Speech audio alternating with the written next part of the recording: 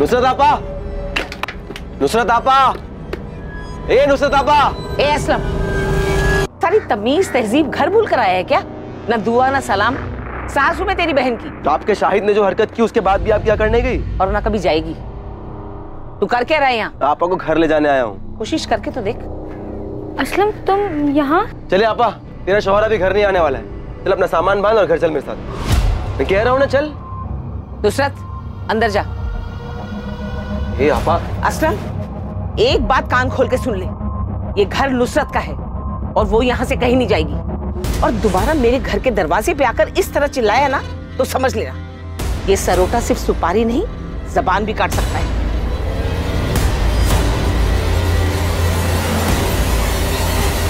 जंगल का एक भी कोना छूटा नहीं चाहिए, अंदर तक छान मारो। शायद अगर मर चुका है तो उसकी लाश यहीं कहीं जंगल में होनी चाहिए। मुझे रावत फैमिली कुछ ठीक नहीं लगती। अदिति के गायब होने के कुछ दिन बाद जब हमें अदिति और शाहिद के बारे में पता चला तो इन लोगों ने केस क्लोज करने के लिए बोल दिया। इनफैक्ट इस बात का जिक्र भी नहीं किया कि अदिति और शाहिद शादी करने के बाद उनके घर आए और अब जब अदिति की डेड बॉडी मिली है तब इन लोगों ने बताया कि वो दोनों घर आए थे। मतलब आपको लग रहा है कि? हाँ, शक है। उस दिन शायद मामला हद से ज्यादा बिगड़ गया हो, कहा सुनी भी हुई हो। वैसे भी अदिति की फैमिली काफी कट्टर ख्यालत की, खासकर उसके ताऊजी जगमोहन रावत।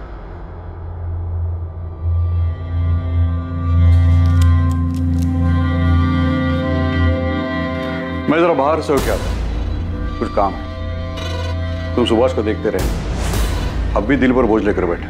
लेकिन इसमें उनकी क्या गलती थी? वो खुद को क्यों दोष दे रहे? ज्योति, रिश्ते का गला घोटना इतना आसान नहीं है, फिर चाहे तुम्हारी पीठ में कोई चुराई क्यों न घोप दे। सर, माथुर सर ने शाहिद के रायबरेली वाले घर का एड्रेस भेजा है। उदित, तुम तुरंत रायबरेली के लिए निकलो। और अगर ये सारा काम शाहिद का क्या कराया है और वो रायबरेली में कहीं छुपा हुआ है तो पहले से ही चौकन्ना होगा। और अगर उसे तनिक भी भनक लग गई तुम्हारे रायबरेली जाने के बारे में तो वहां से निकल सकता है और हम ये चांस बिल्कुल नहीं ले सकते। तो बी केयरफुल। मैं लोकल पुलिस से बात करता हूं।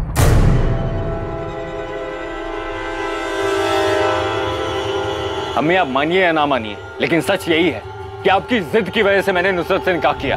हमारे बीच में प्यार जैसा कुछ था ही नहीं, तो ऐसे निकाह का क्या फायदा जहां दो इंसान खुशी ना हो। बस नुसरत के खिलाफ मैं कुछ नहीं सुनूंगी। अम्मी मैं... चुप कर, बेहया कहीं की, कैसी बेशर्म लड़की है। अरे शादी का इतना ही शौक था तो जाके अपने माँ बाप से बोलती ना।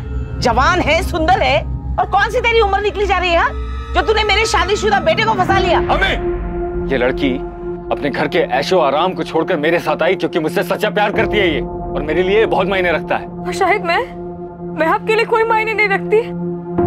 बस नुसरत, इस बेगैरत के लिए आंसू बहाने की कोई जरूरत नहीं है। शाहिद, आज तुझे फैसला करना होगा।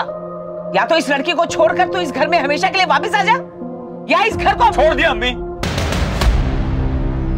चलो, आपकी जबरदस्ती की वजह से मैंने नुसरत से निकाह किया।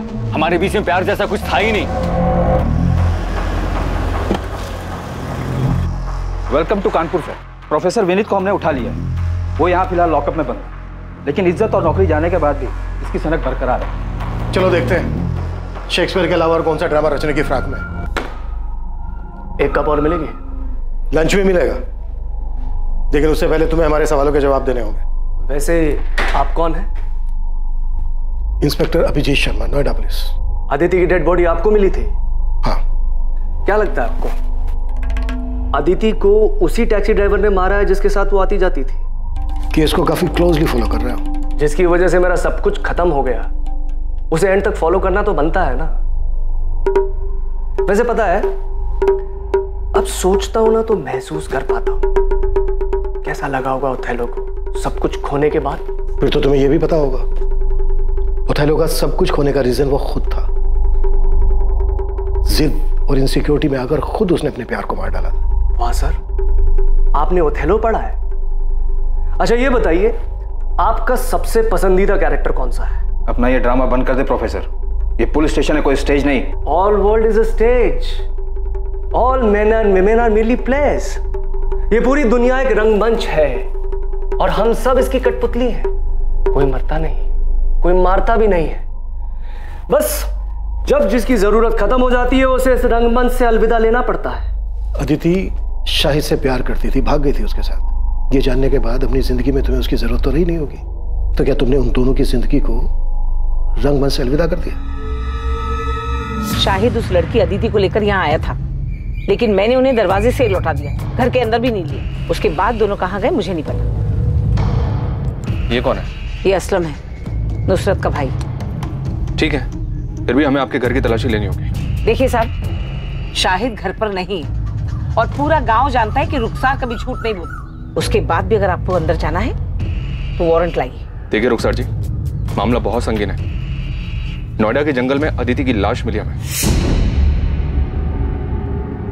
सिर्फ अदिति की लाश मिली, शाहिद की नहीं? क्यों, मिलनी चाहिए थी। असलम क्या बकवास कर रहे हो? अरे मैं तो सिर्फ ऐसे ही पूछ रहा हूँ, वो दोनों साथ में गए थे इसलिए। साहब, शाहिद कहाँ है? हम वही तो पता लगाने की कोशिश कर रहे हैं। अब या तो शायद अदिति को मार के गायब हुआ है, या फिर शायद वो खुद भी जिंदा नहीं है।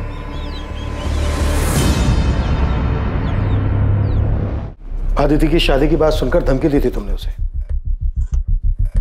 कि वो सिर्फ तुम्हारी है, लेकिन फिर जब तुम्हें पता चला कि अदिति पहले से ही एक मामूली से टैक्सी ड्राइवर शाहिद से शादी कर चुकी है, तो बहुत गुस्सा आया होगा तुम्हें, बहुत चोट पहुंची होगी, क्योंकि एक मामूली सा टैक्सी ड्राइवर तुम्हारी जगह जो ले चुका था।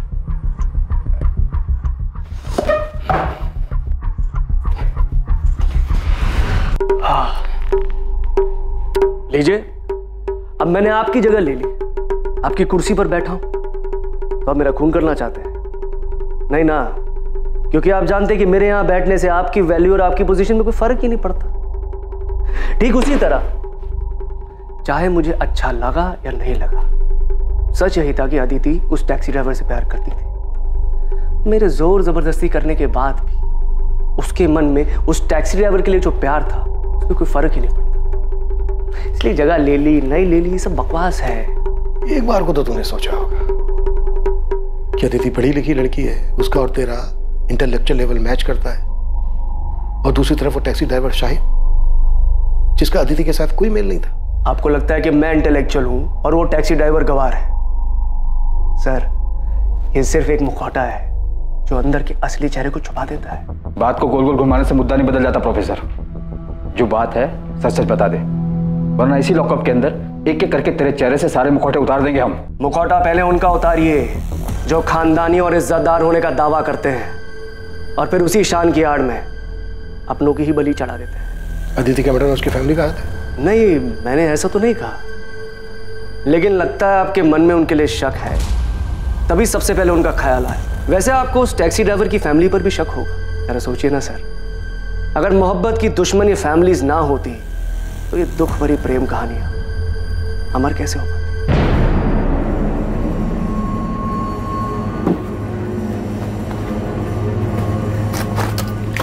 सुनिए, खाना लग गया है। हाँ, इतने पैसे? वो ऑफिस में एक एम्प्लॉय की माँ हॉस्पिटल में एडमिट है, उसकी मदद के लिए।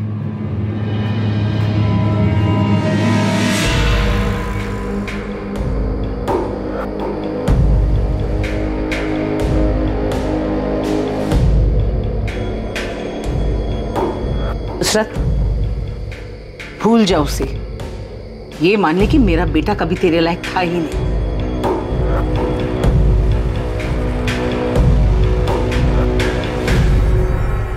साहब, मेरा भाई असलम दिल का बहुत अच्छा है, उसने कभी किसी का बुरा नहीं चाहा, लेकिन शाहिद की दूसरी निकाह की बात सुनकर वो बहुत गुस्सा हुआ था।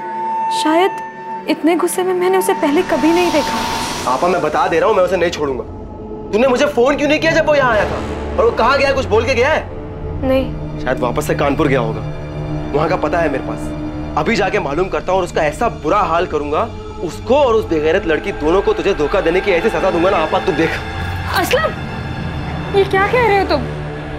तुम ऐसा कुछ नहीं करोगे। अरे छोड़ आपा। असलम, वादा करूंगी तुम शाहिद को कुछ नहीं करोगे। असलम, मैंने अपने भाई को गुस्से में आपा खोते हुए पहले भी देखा है। शाहिद पे तो वो बहुत ज्यादा गुस्सा था, यहाँ तक कि उसे सबक सिखाने के लिए वो कानपुर भी गया था। सर, शाहिद के कॉल रिकॉर्ड्स और फोन लोकेशन स्कैन किए, 8 सितंबर के बाद से उसका फोन स्विच ऑफ आ रहा था, लेकिन अजीब बात यह है कि 12 सितंबर की सुबह उसका फोन फिर से स्विच ऑन किया गया, जिसकी फोन लोकेशन नोएडा की थी, और उसके बाद चंद मिनटों बाद ही उसका फोन फिर से स्विच ऑफ किया गया। उसके बाद से अभी भी ऑफ आ रहा है। अदिति का मर्डर हुआ था 11 सितंबर की रात को, तो मर्डर के बाद शाहिद का फोन क्यों ऑन हुआ होगा? तो कहीं प्रोफेसर विनीत का इशारा सही तो नहीं था? मतलब शाहिद और अदिति किसी मुसीबत में थे, शायद किसी की गिरफ्त में, जहां पर अदिति का मर्डर हुआ, और शाहिद किसी तरह से अपनी जान बचाकर भागा और उसने अपनी जान बचाने के लिए फोन ऑन किया होगा। लेकिन इसके पहले कि शाहिद कॉल करता वो पकड़ा गया, और इसकी वजह से उसका फोन अभी तक बंद आ रहा है। ये काम अदिति के ताऊ जगमोहन या फिर शाहिद के साले असलम का हो सकता है। एक बात समझ में नहीं आ रही है, अदिति और शाहिद कहीं भी जा सकते थे, लेकिन ये नोएडा ही क्यों है? क्या नोएडा में इनका कोई है? सर अदिति का तो पॉसिबल नहीं है, पर शायद शाहिद का कोई दोस्त या रिश्तेदार यहाँ नोएडा में रहता हो, जिसकी मदद से वो दोनों यहाँ पे आए। शाहिद के कॉल रिकॉर्ड से एक बार फिर से स्कैन करो, देखो फोन बंद होने से पहले उसने नोएडा के किसी नंबर पर बात की थी क्या? शाहिद का फोन ऑफ होने से पहले उसकी उस पूरे हफ्ते सिर्फ 5 नंबर पे बात हुई है, इन 5 नंबर पर। शायद इनमें से कोई नोएडा में रहता हो। अच्छा, शाहिद की लास्ट बात 4443 पर हुई है। मैंने इस नंबर के कॉल रिकॉर्ड्स मंगवाए। इस नंबर पर डायरेक्ट बात करो, शायद इसको पता हो कि शाहिद और अदिति के साथ क्या हुआ। हेलो, आप कौन? मैं असिस्टेंट सब इंस्पेक्टर सुधा अवस्थी बोल रही हूँ। जी मैडम, मैं मनोज गोयल बोल रहा हूँ। क्या आप नोएडा में रहते हैं? जी हाँ मैडम, मैं नोएडा में ही रहता हूँ। शाहिद बेग को जानते हो? जी हाँ मैडम, मैं जानता हूँ शाहिद बेग। शाहिद बेग गायब है। उसके फोन से जो 8 सितंबर को लास्ट कॉल किया गया था वो आपके नंबर पे किया गया था। मयूरी बाग पुलिस स्टेशन आ जाइए, आपसे बात करें। अरे साहब, आप लोग ये क्या कह रहे हैं? मैंने कुछ नहीं किया है। असलम, छूट नहीं हमसे, समझा? हमें पता है कि तुझे अपने जीजा पर बहुत गुस्सा था, और तू अपने जीजा को और उसकी दूसरी पत्नी अदिति को सबक सिखाना चाहता था, और तुम दोनों के पीछे कानपुर भी गया था। हाँ साहब, मैं कानपुर गया था क्योंकि उस कमीने ने मेरी आपा को धोखा दिया था, लेकिन साहब जब मैं उसके घर पहुंचा तो वहां ताला लगा हुआ था। साहब मुझे वहां कोई नहीं मिला तो मैं रायबरेली वापस लौट आया। और साहब अगर मुझे वो शाहिद मिल भी जाता तो मैं उसे 2 हाथ मारकर छोड़ देता, उसकी जान थोड़ी ना लेता। आखिर मेरी आपा का पति है वो, उसको मारकर मैं अपनी आपा को बेवा नहीं कर सकता था साहब। मैं तो सिर्फ उसे सबक सिखाने के लिए, डराने धमकाने के लिए गया था, ताकि वो उस लड़की को छोड़कर मेरी आपा के पास वापस आ जाए। मान लिया कि तू अपनी बहन के पति को नहीं मार सकता था, पर तू अपनी बहन के सौतन को मार के अपनी बहन के घर को दोबारा तो बसा सकता था ना? साहब मैंने किसी को नहीं मारा है साहब। अच्छा, तो तू 10 से 12 सितंबर के बीच नोएडा में नहीं था? नहीं साहब, मैं यही रायबरेली था, बस कानपुर गया था और वहां से आने के बाद कहीं नहीं गया। तेरे कॉल रिकॉर्ड्स मंगवाए हमने, समझा? अगर पता चला ना कि तूने झूठ बोला हमसे, तो कानपुर तो क्या, तो इस थाने के बाहर 4 कदम चलने लायक नहीं बचेगा, समझा? पुलिस अलग अलग दिशाओं में हाथ पैर मार रही थी, लेकिन इस केस की तहकीकात ने अब तक कोई दिशा नहीं पकड़ी थी। किसी भी संदिग्ध के खिलाफ कोई पुख्ता सबूत नहीं मिल रहा था, और दूसरी तरफ शाहिद के बारे में भी कोई खबर नहीं मिल पाई थी। लेकिन अब जो खबर सामने आने वाली थी, उससे इस केस का रुख बदलने वाला था।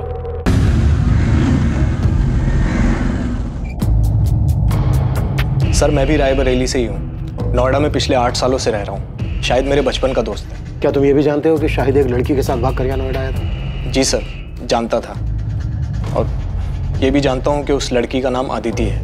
12 सितंबर को हमें अदिति की डेड बॉडी। क्या डेड बॉडी? शाहिद का डर सही नहीं। शाहिद अदिति के साथ ऐसा नहीं कर सकता। वो दोनों एक दूसरे से बहुत प्यार करते थे, उन दोनों ने शादी भी की थी, पर उनके घर वालों ने मानने से इनकार कर दिया, तो उसने मुझे फोन किया। उसे कुछ पैसे और रहने के लिए जगह चाहिए थी। देख, अभी मेरे पास ना सिर्फ 5000 रुपए हैं, मैं तेरे अकाउंट में ट्रांसफर कर रहा हूँ। तुम दोनों टिकट कराओ और इधर नोएडा आ जाओ, बाकी इधर मिलकर सोचते हैं, ठीक है? देख, अगर तू कह रहा है ना कि अदिति के घर वाले कुछ भी कर सकते हैं, तो तेरा कानपुर छोड़ने का फैसला बिल्कुल सही है। मैं अदिति को कुछ नहीं होने दे सकता, मैं बस जल्दी से नोएडा की ट्रेन पकड़ के आ रहा हूँ। अब हमें कानपुर या रायबरेली में रहने में डर लग रहा है। सर शाहिद मेरे पास यहाँ नोएडा आ गया था। तो 2 दिन शाहिद यहाँ नोएडा में तुम्हारे पास तुम्हारे घर पे रुका था? हाँ सर, मैंने इंतज़ाम किया था। वैसे मैं एक छोटा मोटा स्टेट एजेंट हूँ सर। सेक्टर 49 में एक फ्लैट मेरे पास खाली पड़ा था, उसकी चाबी मेरे पास ही थी। वो फ्लैट मुझे किराए पे चढ़ा, तो मैंने शाहिद और अदिति को वहाँ रहने दिया।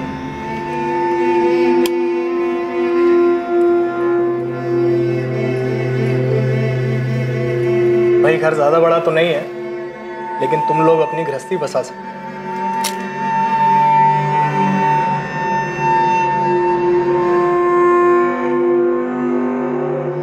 घर बड़ा नहीं, इंसान का दिल बड़ा होना चाहिए, जैसे कि आपका है। Thank you so much Manoj भैया। ये बात शायद 8 सितंबर की होगी। वो दोनों बहुत खुश थे। मैं चाबी देके वहां से निकल गया और शाहिद ने मुझे बताया था कि वो अपना फोन ऑफ रखेगा, तो मेरी इस बीच उससे कोई बात नहीं। 2 दिन बाद 10 तारीख को जब मुझे वक्त मिला तो मैं उनका हाल चाल लेने के लिए वहां पहुंचा।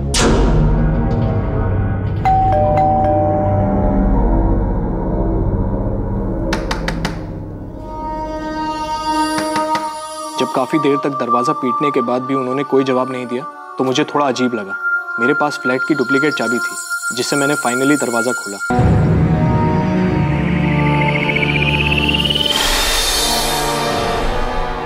लेकिन अंदर का नजारा देखकर मैं हैरान रह गया। पूरा घर बिखरा पड़ा था। शाहिद, अदिति। मैंने अंदर जाकर भी देखा लेकिन दोनों अदिति और शाहिद वहां नहीं थे। सर, मैंने शाहिद का फोन भी ट्राई किया था लेकिन वो बंद था। मुझे समझ नहीं आ रहा था कि वहां हुआ क्या था।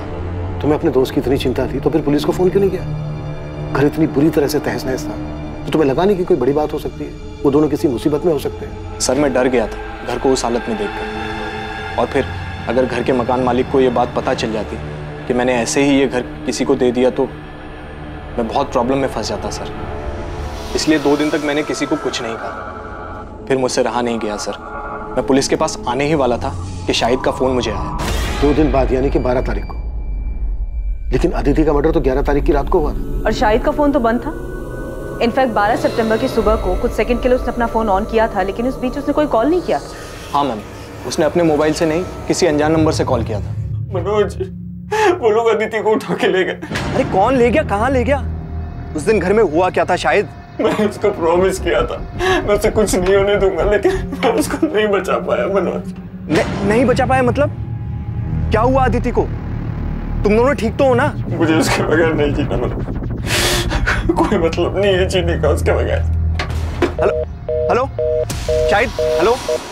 सर, मैंने फिर से उस नंबर पे कॉल किया तो पता चला वो नोएडा के किसी पीसीयू का नंबर है। मैं बहुत डर गया था सर। मुझे कुछ समझ नहीं आ रहा था। मैंने तो दोस्ती यारी में उसकी मदद की थी पर इस झमेले में और नहीं फंसना चाहता था, इसीलिए मैंने किसी को कुछ नहीं बताया। अच्छा, शाहिद ने जब उस दिन तुम्हें फोन किया और कहा कि कुछ लोग अदिति को उठा कर ले गए, क्या लगता है तुम्हें शाहिद किसकी बात कर रहा है? पता नहीं सर, उसने किसी का नाम तो नहीं बताया पर हाँ, उसने एक बार बताया था कि अदिति के घर वाले काफ़ी रूढ़िवादी किस्म के लोग थे। मुझे पता नहीं पर उस दिन शाहिद से बात करके मुझे सबसे पहला ख्याल अदिति के घर वालों का आया।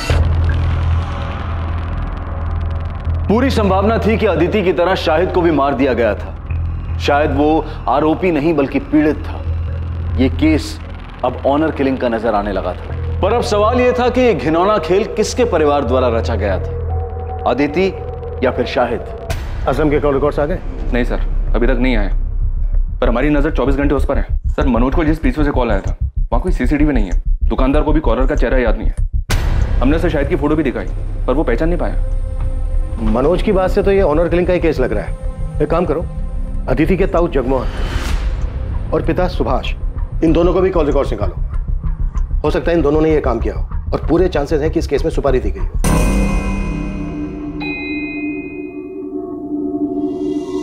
कहीं जा रही हो? हाँ, वो थोड़ा बाजार जा रही थी, सामान लाना था। अरे तो ड्राइवर को बोल देती, वो लेके आता। अरे नहीं, यही पास के बाजार ही जा रही हूँ, पैदल चली जाऊंगी। इसी बहाने थोड़ा चलना हो जाएगा। चलती हूँ।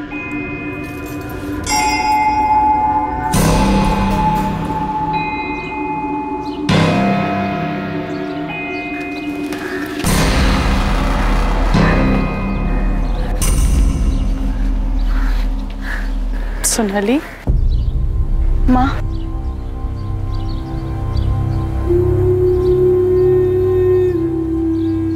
सोनाली, तुझे ये जगह याद है?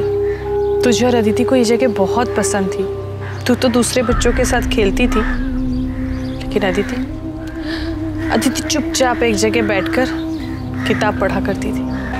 मैंने जो किया उसके लिए अब तक नाराज हो आप मुझसे, या आप पापा से डरती हैं कि उन्हें पता चल गया तो बवाल मचा देंगे? सोनाली, ये सब इतना आसान नहीं है। हम जिस समाज में रहते हैं बस इसी समाज की वजह से आज तुम्हारी दोनों बेटियां तुमसे अलग हैं।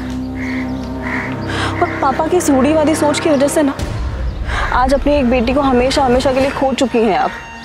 घर में अगर कम से कम आपने अदिति को समझने की कोशिश की होती ना, तो इस तरह घर से भागी नहीं होती। शायद उसके अकेलेपन का सहारा इसीलिए बन पाया क्योंकि हम लोग, उसका परिवार उसको समझ ही नहीं पाए। और इन्हीं सभी बंदिशों की वजह से उसने ये बगावत की थी। लेकिन इस बगावत का क्या फायदा? आखिर सजा तो उसे ही भुगतनी पड़ी ना। इसका मतलब अदिति की मौत उसकी बगावत की सजा थी। माँ मुझे सच सच बताओ, क्या अदिति को मरवाने में पापा का हाथ था? मुझे नहीं पता सोनाली, और सच पूछो तो मैं जानना भी नहीं चाहती। इसका क्या मतलब है माँ? आप कुछ जानती हैं? अदिति की मौत के बारे में आप कुछ जानती हैं?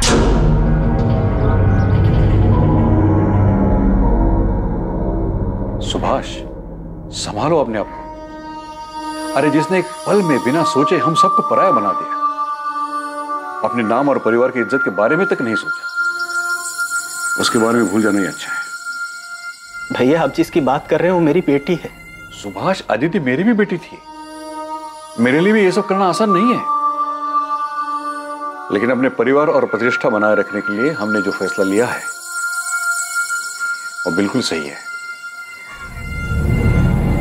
जब से अदिति की लाश देखी है तब से घूम फिर कर ये बात मेरे मन में आके अटक जाती है। फिर लगता है कि नहीं, वो ऐसा कुछ नहीं कर सकते, लेकिन उनकी बातें याद आ जाती हैं और फिर लगता है कि इन सब के पीछे इन्हीं का हाथ है।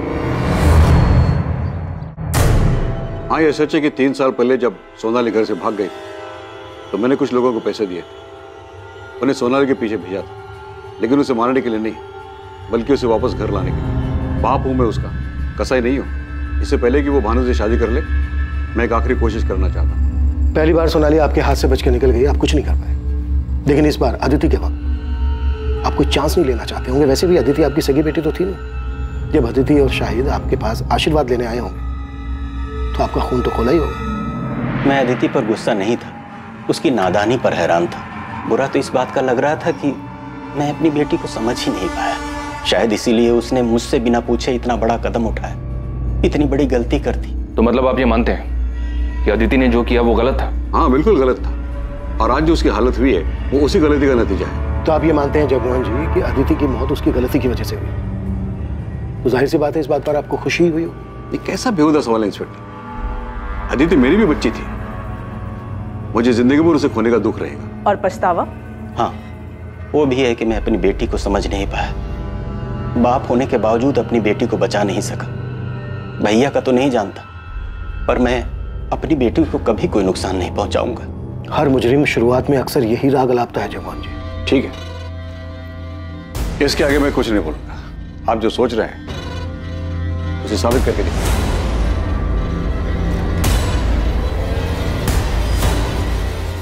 पॉसिबल है अदिति के ताऊ जगमोहन ने ही अदिति और शाहिद दोनों की सुपारी दी। बड़े लोग हैं सर, इतना तो पक्का है कि खुद के हाथ गंदे नहीं किए होंगे। जैसे सोनाली के वक्त गुंडे भेजे थे, शायद इस बार भी किसी को सुपारी दी हो। खबरी नेटवर्क को एक्टिव करते हैं। नोएडा और कानपुर, इन दोनों जगह के हिस्ट्री शीटर्स को स्कैन करने के लिए बोलते हैं। अगर इन दोनों में से किसी भी जगह से सुपारी निकली होगी तो पता चल जाएगा।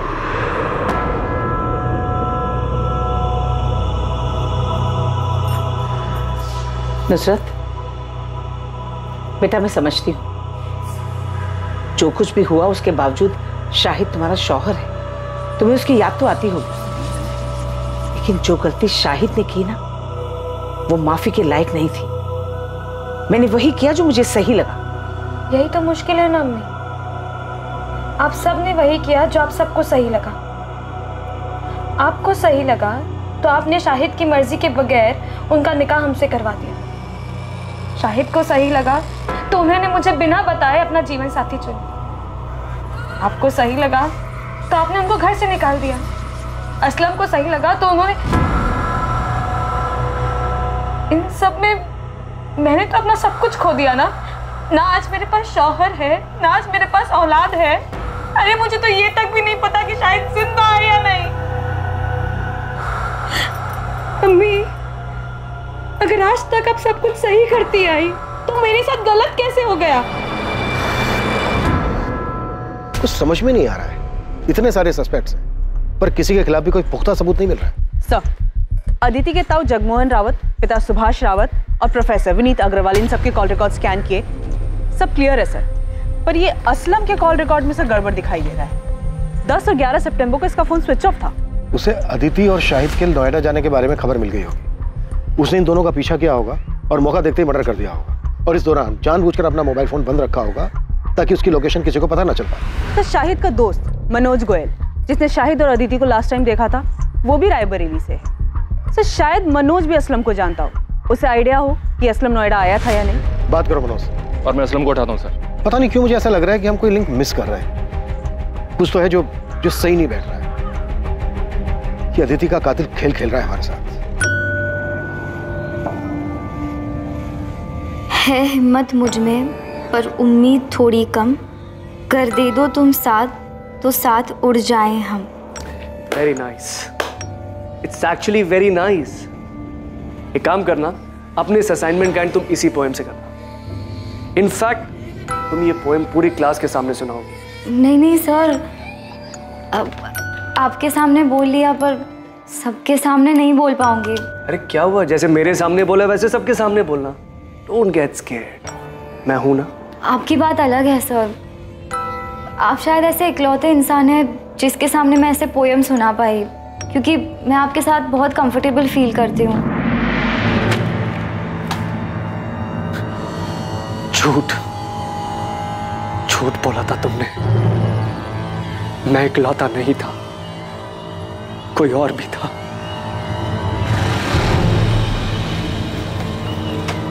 आ गया?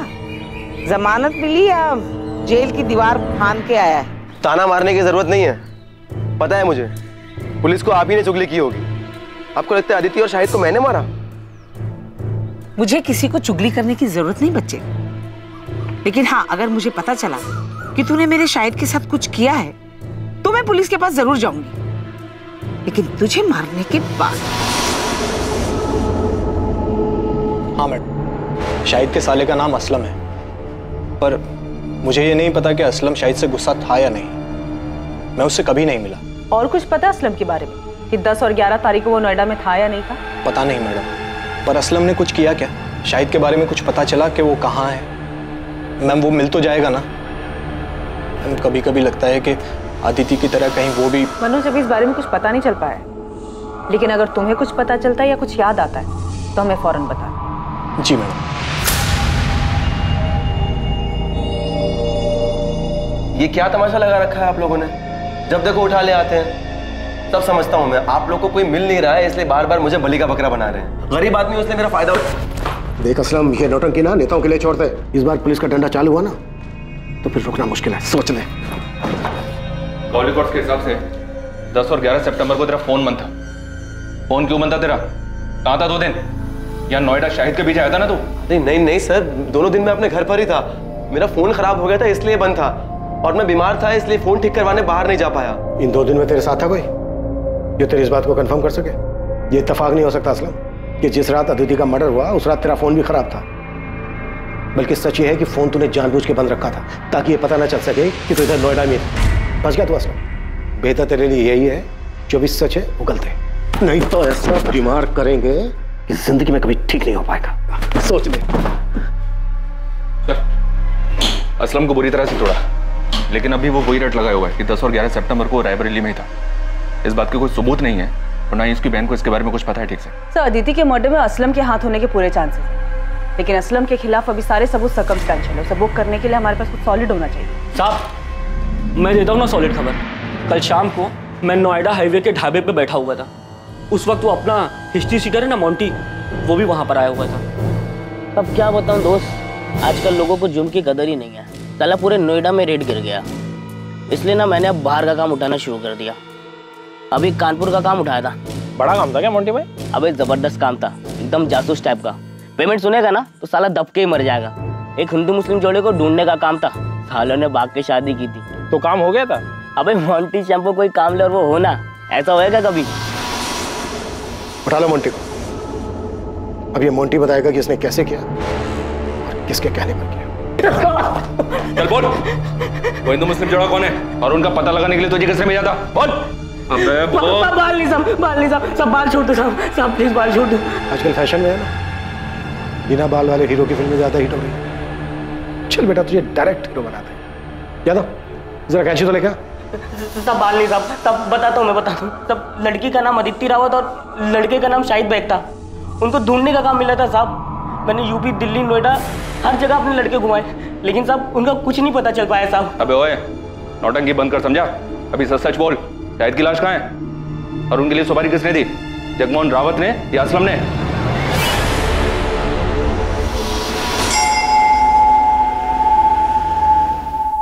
देखिए, बात को घुमाइए मत, सीधे सीधे बोलिए कि आपको लगता है मैंने अदिति को मारा है और आप मुझे गिरफ्तार करने आए। हम आपको नहीं, आपके भाई को गिरफ्तार करने आए।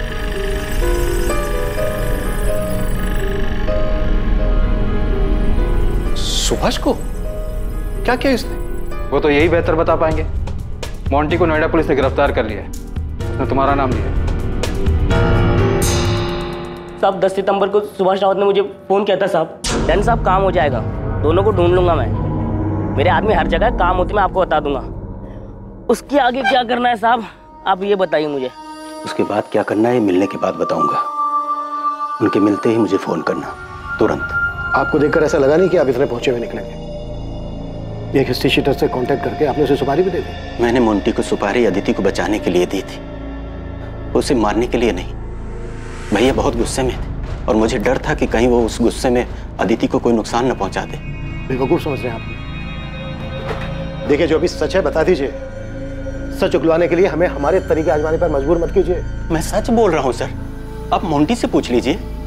क्या मैंने एक बार भी उसे अदिति या शाहिद को मारने के लिए कहा था? नहीं, मैंने उसे उन दोनों को ढूंढने के लिए कहा था। इसके बाद की प्लानिंग मैं पहले ही कर चुका था।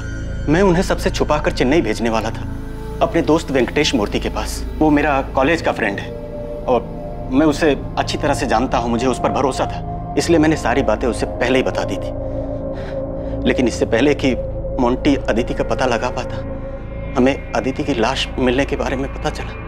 अगर आपको फिर भी यकीन नहीं है तो आप वेंकटेश से पूछ लीजिए, उसका नंबर है मेरे पास। अदिति का मर्डर 11 तारीख को और 12 तारीख को शाहिद ने अपने दोस्त को फोन किया था कि कुछ लोग अदिति को उठाकर ले गए। मनोज, वो लोग अदिति को उठा के ले गए। आपको क्या लगता है शाहिद का दोस्त आपके भाई जगमोहन की बात कर रहा था? मुझे अंदाजा ही नहीं था कि मेरा अपना भाई मेरे बारे में इतनी घटिया सोच रखता है। ज्योति, तुम्हें भी ऐसा ही लगता है? ओह, तो आज मेरे समझ में आया कि मेरा परिवार मेरे बारे में क्या जानता है, क्या समझता है। क्योंकि आपने कभी किसी को समझने का मौका ही नहीं दिया ना। सुभाष, मैंने हर फैसले में तू मेरे साथ खड़ा था। मैंने कभी कोई फैसला अकेले में नहीं लिया है। हम लोग भाई है सुभाष, हमारी परवरिश, हमारी सोच एक सी है। अदिति के देर से घर आने से लेकर उसके जीन्स पहनने, लड़कों के साथ बात करने, पढ़ाई के लिए बाहर जाने तक तुझे भी हर बात खटेती थी जितनी कि मुझे। और अगर ऐसा नहीं था तो तूने मुझे टोका क्यों नहीं? क्योंकि तू भी वही चाहता था। फर्क सिर्फ इतना है कि तूने हर बार बंदूक मेरे कंधे पर रखकर चलाई। अदिति और शाहिद की शादी से तुझे भी उतना ही बुरा लगा था जितना कि मुझे। क्या पता तूने मोंटी को उन्हें बचाने के लिए भेजा था या मारने के लिए। आप कह रहे हो कि मैं खुद अपनी बेटी को मरवाऊंगा? अच्छा, अपनी बेटी?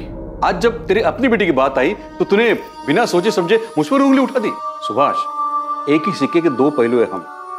फर्क सिर्फ इतना है कि हमारे चेहरे अलग अलग हैं।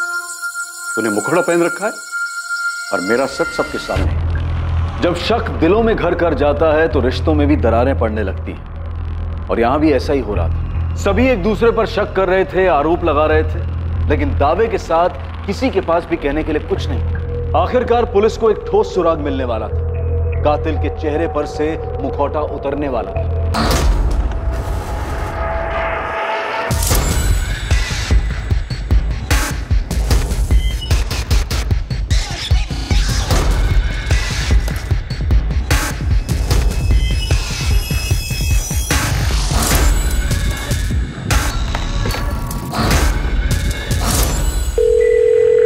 हेलो, एक टेम्पो का नंबर भेज रही हूँ, उसके ओनर की डिटेल चाहिए मुझे तुरंत।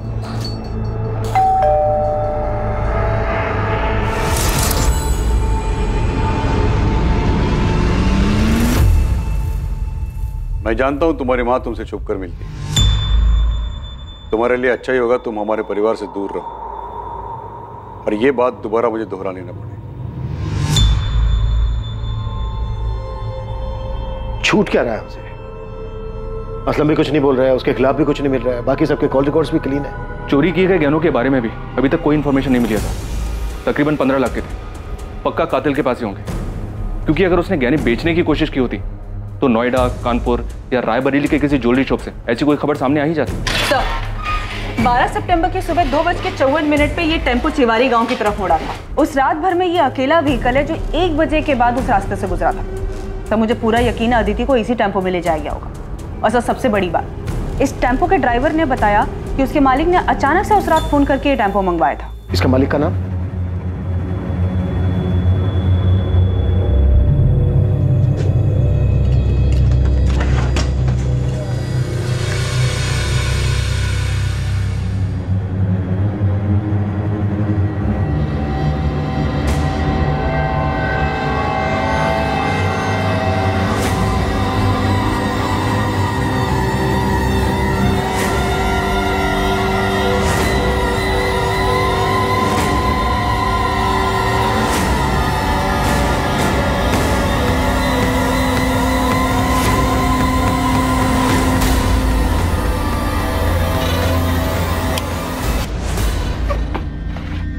अरे अरे अरे अरे, दुल्हन क्यों बन रहा है?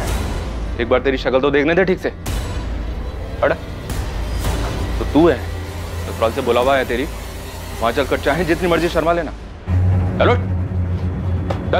सर, ये अदिति की ज्वेलरी लग रही है। साहब मैंने कुछ नहीं किया साहब। अबे चुप, वो टेम्पो मिल गया हमें जिसमें तू अदिति की लाश को लेकर गया था जंगल में। अभी सीधी तरह से ये बोल, शाहिद की लाश को कहां ठिकाने लगाया तूने? ए रुक, कौन है तू? रुक इधर। पकड़ो इसे।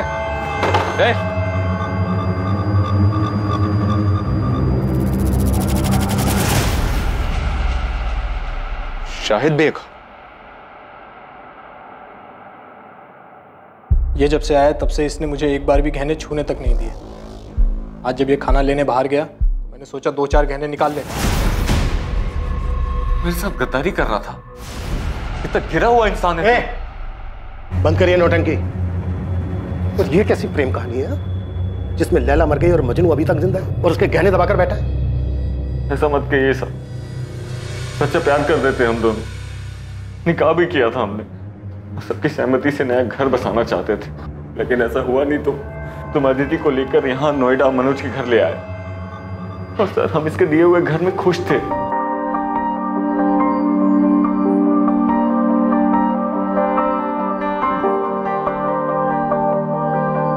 खुश तो हो ना तुम?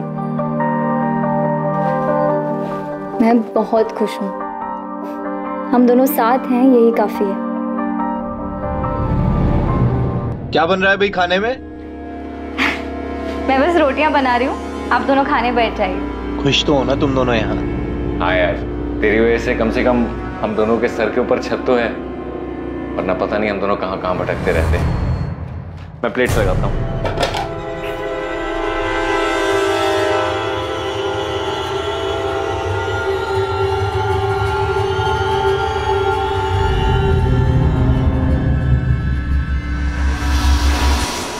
शाहिद ने मुझे कई महीने पहले अदिति की फ़ोटो भेजी थी। मुझे वो तभी से अच्छी लगने लगी थी, और जब मैंने अदिति को सामने से देखा तो मेरा दिमाग घूम गया। मुझे हर जगह हर वक्त वही दिखाई देती थी। बस एक बार उसे पूरी तरह से पाना चाहता था। उसे सामने से देखकर बहुत बेचैन हो गया था मैं।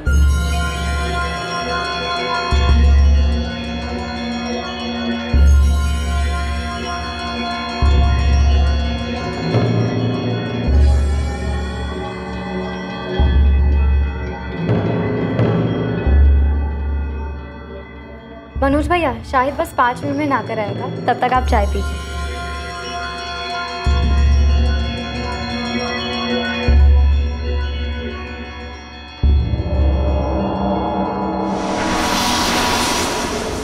अब इस कमीने के मन में क्या चल रहा था मुझे जरा भी अंदाजा नहीं था। फिर आगे? मैं अदिति से अकेले में मिलना चाहता था, उसे एक बार छूना चाहता था। इसीलिए मैंने एक नौकरी के इंटरव्यू के बहाने इसे घर से दूर भेज दिया और खुद अदिति के पास चला गया।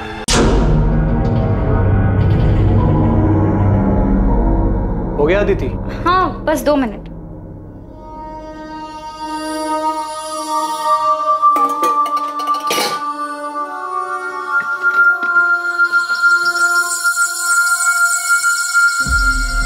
भैया आप वहाँ जाकर बैठिए ना, मैं चाय लाती हूँ। भैया क्यों बोल रही हो यार? नहीं मैं तुम्हारा भैया हूँ ना तुम मेरी भाभी। रात तो शाहिद भी नहीं है। ये क्या कर रहे हैं आप? वही जो शाहिद करता है। दूर रहिए, पागल तो नहीं हो गए? देखिए आप मुझसे दूर रहिए वरना ठीक नहीं होगा।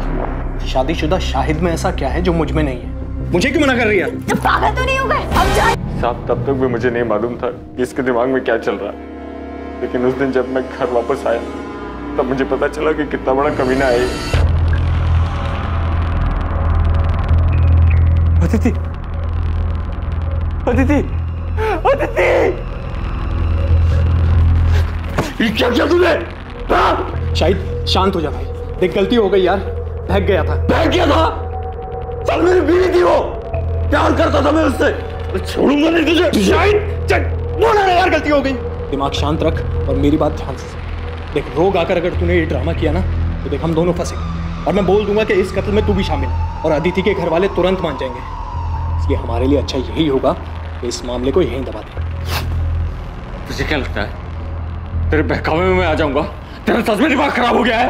देख देख शाहिद भाई मेरी बात सुन यार, हम सालों पुराने दोस्त हैं यार, एक लड़की के चक्कर में अपनी दोस्ती खराब करेगा? अरे ये तो गई, वापस नहीं आएगी। इसके जैसी हजारों लड़कियां तुझे मिलेंगी। तुझे नई जिंदगी शुरू करनी थी ना, रायबरेली से बाहर निकलना था। मैं भी तेरे साथ चलूंगा, मेरे पास पूरा प्लान है और हमारे पास इसके गहने भी हैं यार। हम दोनों की लाइफ सेट हो जाएगी, समझ रहा है मेरी बात?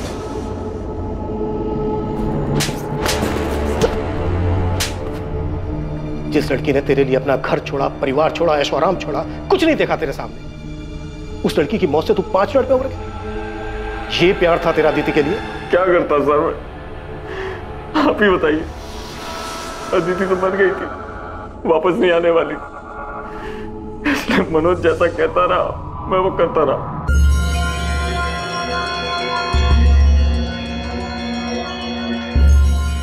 शायद देख, इस काम को हमें बहुत संभाल कर और आराम से करना होगा, समझा? इसकी लाश को ना इसमें डालकर ले जाएंगे, लेकिन अभी नहीं, देर रात को। मैं टेम्पो का जुगाड़ करता हूँ। मेरी दुकान में एक आदमी काम करता है जिसके पास पुराना टेम्पो है। अदिति की लाश को ठिकाने लगाने के बाद तू अपना फ़ोन ऑफ कर देना और फिर 2 दिन बाद अपना फ़ोन ऑन करना, सिर्फ कुछ सेकंड के लिए। जब पुलिस को अदिति की लाश मिलेगी ना तो वो मुझसे पूछताछ करने आएगी, तो मैं उन्हें बताऊंगा कि तुम दोनों के पीछे कुछ लोग पड़े थे जिन्हें अदिति के परिवार वालों ने भेजा था। अदिति को उन्होंने मार दिया और तू अपनी जान बचाकर भागा। फिर तूने अपना फ़ोन ऑफ कर दिया, तुमने फ़ोन ऑन किया, फिर तुम भी पकड़े गए और तुम्हारा फ़ोन फिर तुरंत बंद हो गया। इसमें पुलिस को यही लगेगा कि या तो तूने खुदकुशी की है या तेरे परिवार वालों ने तुझे मारा है।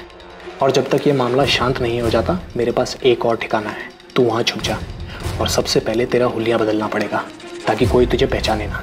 कुछ गड़बड़ हो गई तो? मुझ पे भरोसा रख, ये मामला शांत हो जाने के बाद तेरे पास जो अदिति के गहने हैं ना, हम उसे बेच देंगे, बहुत पैसे मिलेंगे यार, अपनी लाइफ सेट हो जाएगी। चल लाश को बोरी में डालते हैं और रात को 1 बजे निकलेंगे, समझा?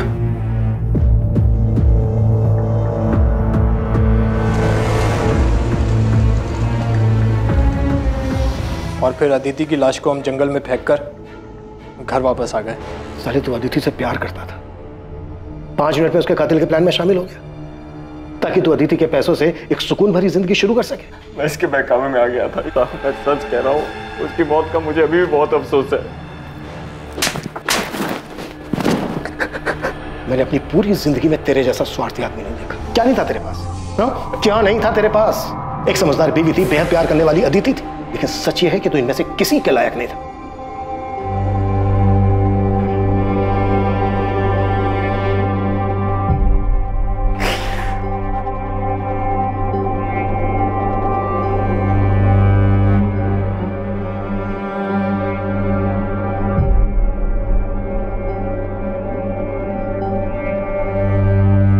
तमन्ना उड़ जाऊं नीले गगन में, पर कैसे उड़ूं, बंदिशें हैं इन परों में। है कांटों की दीवार रोके मुझे, ये प्रतिष्ठा की परछाई टोके मुझे। है अरमा छू लूं सितारों को, तोड़ दूं इन बंदिशों इन दीवारों को। है हिम्मत मुझ में, पर उम्मीद थोड़ी कम है। कर दे दो तुम साथ तो साथ उड़ जाए। झूठ का पर्दाफाश अक्सर इंसानी मंसूबों का भद्दा चेहरा सामने ले आता है। मुखौटा उतरते ही सच्चाई अपने आप सामने आ जाती है और इंसान की स्वार्थी, घिनौनी और लालची मंशाओं पर रोशनी पड़ जाती है। लेकिन इससे ज्यादा खौफनाक हकीकत इंसान के अंदर छुपा हुआ अंधकार है, जिससे वो खुद भी वाकिफ नहीं होता और जिसका आभास उसे जिंदगी की मुसीबतों के साथ जूझते हुए ही होता है। शायद भी अपने भीतर छुपे अपने इस खतरनाक रूप को शायद नहीं पहचानता था। उसने स्वार्थी होकर सिर्फ अपने बारे में सोचा, लेकिन मुसीबत के वक्त उसकी स्वार्थी फितरत की वजह से उसका मुखौटा उतर गया और उसके पीछे छुपा असल, घिनौना और भयानक चेहरा सामने आ गया। अब मैं अनूप सोनी आपसे विदा लेता हूं, फिर मुलाकात होगी एक और नए केस के साथ। देखते रहें क्राइम पेट्रोल सतर्क, सोमवार से शुक्रवार रात 10:30 बजे। और याद रखें, क्राइम और आपके बीच में सिर्फ इतना फर्क है कि आप कितने सतर्क हैं। सतर्क रहें, सुरक्षित रहें। जय हिंद।